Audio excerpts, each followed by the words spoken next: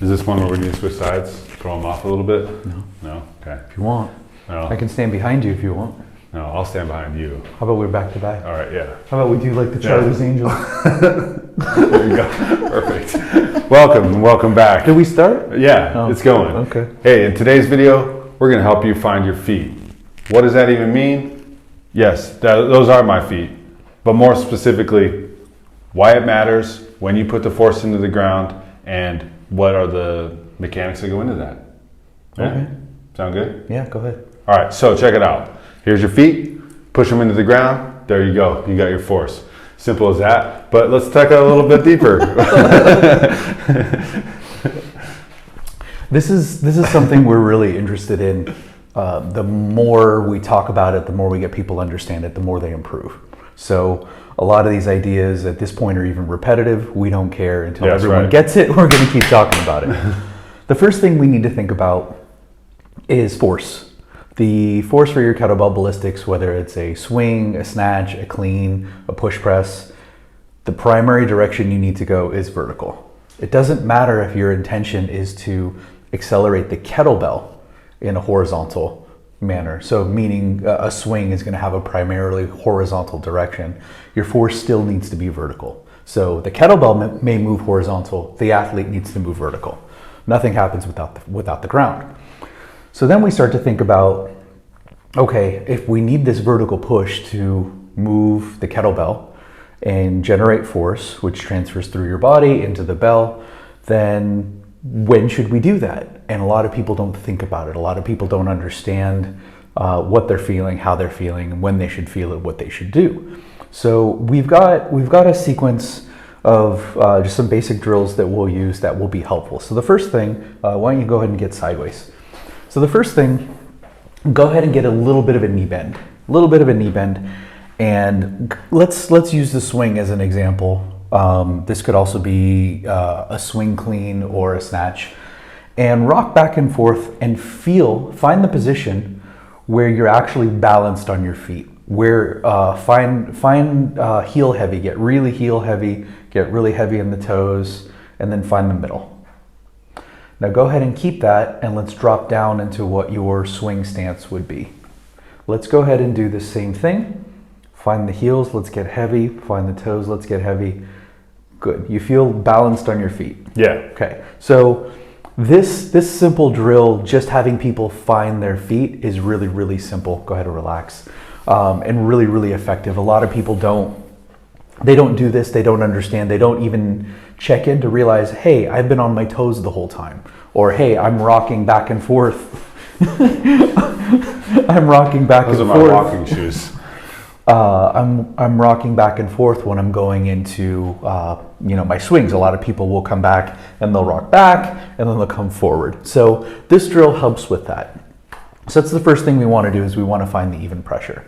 The second thing we want to think about is, when is the ideal time to push? And the ideal time is really going to be about, when can your glutes and your quads work together? We hear a lot about the glutes, and the glutes are important, big strong muscles, but we forget that the quads, which are going to extend the knees as the glutes and the hamstrings extend the hips, we forget that that's an important part of this process. So what we're looking for is, the ideal time to extend these is when you have access to them. So if we're looking back here at a swing, in this position here, if you were to straighten his knees, go ahead and straighten your knees, his hips lift. Okay, what does that tell us? Relax. Well, we just said we want to be able to extend the quads and the hips at the same time. So the knees and the hips, they should be able to move up in a pair. That's going to create a lot more power. Why is that? So let's look at some basic muscle fibers. You want to be the muscle fiber? Okay, so do I? If we look at a, it's my nickname in college. Is it? Oh. I didn't even go to college. So it's gonna stop. So if we look at the arms here, there's a finite amount. Each one of your sarcomeres, and you can look up all the muscle stuff. We're not gonna get too deep into that. But there's a finite limit. So this is as short as this. This is as short as it gets. Can't get any shorter than this because he's physically blocked here. And then this is as long as it's going to get. Any longer than that, and he's torn torn tissue. Okay, so where these things work ideally is in the middle. Okay, so they can get shorter, they can get longer. The point though is in this position at the bottom of the swing, he's going to be way out here. He's going to be in a position where the fibers in this position aren't going to be really strong because this whole cross bridging thing that they do. Go ahead and do a little it's a spider thing. There you go. When the two ends pull over one another, the muscle shortens. They need to have a better relationship to do that. And if it's too long, there's just not going to be a lot of access to that. So if he gets down, go ahead and get down in that swing position. So when he's here, you can see this angle here. This is pretty pronounced hip flexion, which means all the stuff on the back is going to be stretched out pretty well. And because it's stretched out, it's not going to be in a really great position to contract. So this is not going to be strong. And we have studies that show when he's back in this position, when people are back in this position in the swing, the kettlebell is going to move him back even farther. You're getting a lot of stretch. The muscle is contracting, but it's going to be the stretch shortening cycle. You're not going to get a ton of traditional concentric muscle action because it's not really in a great position to contract. So back here, he's going to get a lot of stretch as he comes out. And then when he's probably right about there, that's when he's going to be able to really push. So the drill, once you find your feet, so go all the way back and straighten your knees. Okay? And you still see the butt shoot straight up. It's not, he doesn't go up into that swing position. So go ahead and straighten your knees. Go ahead and stand up a little bit more and right about there. So try doing straighten your knees and see what happens. So his butt still goes up. He's not far enough forward. Okay, go ahead and come back down. Straighten up a little bit more. Right about there. Keep this locked. Keep the torso locked to the hips. Straighten your knees. Okay, still not there. A little bit more. Now go ahead. Okay, did you see how the torso wanted to come forward? Okay, let's go ahead and come back again. Let your torso move forward if it wants to.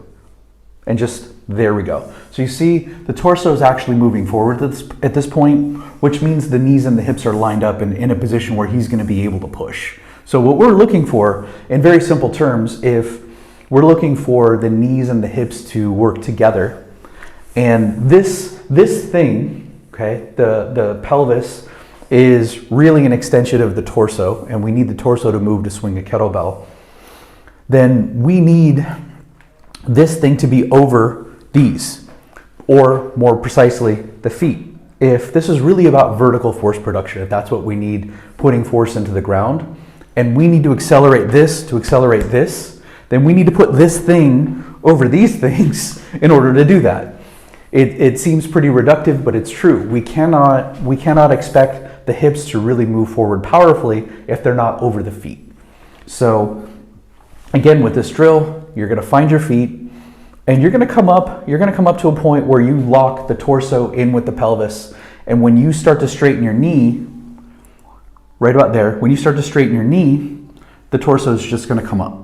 That's going to be the proper place to push. That's how you find the right spot. Otherwise, if you're just putting force, if you're trying to put force into the ground here, this is just going to pop up. That's not going to do you any good. And if you look from the side, if you draw a line, he's nowhere near the margins of his foot.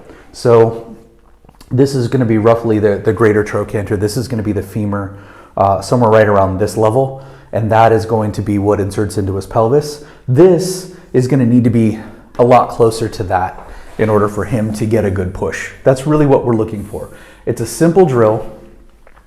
But when you do that, you should feel, now at the bottom, do you feel your glutes working when you find that right position, when you're actually putting force into the floor? Do you feel your glutes start to work? Yeah. So those and the quads. So. Yeah. So you're finding the pressure on your feet. Okay. You are finding a place where you can actually feel your glutes when we're kind of doing a static contraction. Even though you're not moving up, you can feel the glutes starting to work. And if you're pushing your feet into the ground and you're keeping your torso locked with your pelvis, then the torso is going to pop up. That is the right place to push. Now that doesn't mean that's the only part that you're focusing on, but you just need to understand if you're driving your feet through the floor, you're not doing it here. That's not going to do any good. You're going to do that at a time where the kettlebell is roughly underneath you. If you go ahead and find that spot that you just found, and you keep your arms there, if you probably can't see this from the side, but the kettlebell is basically right in between his feet, a little bit closer to his heel. But this is going to be the time or the point where he's going to get the most acceleration from the kettlebell. He's going to use effort throughout the entire movement, but he needs to understand that this part is in the back is going to be a little more passive, even though he needs to stay stiff. And he's not going to really be able to get a great active push until later in the movement. So this has been really helpful for people to focus on putting force into the ground, because when they try to do it here, they're not getting anything. They can't feel it. They're not really getting it until right about there. And we're not talking about a glute squeeze, because by then it's too late. We're talking about pushing the feet straight down, make sure the hips and the quads work together. You get a lot more force. Great. Is that it? No, but that's it for now. That's it for now. All right. You have to tune in another time for the rest.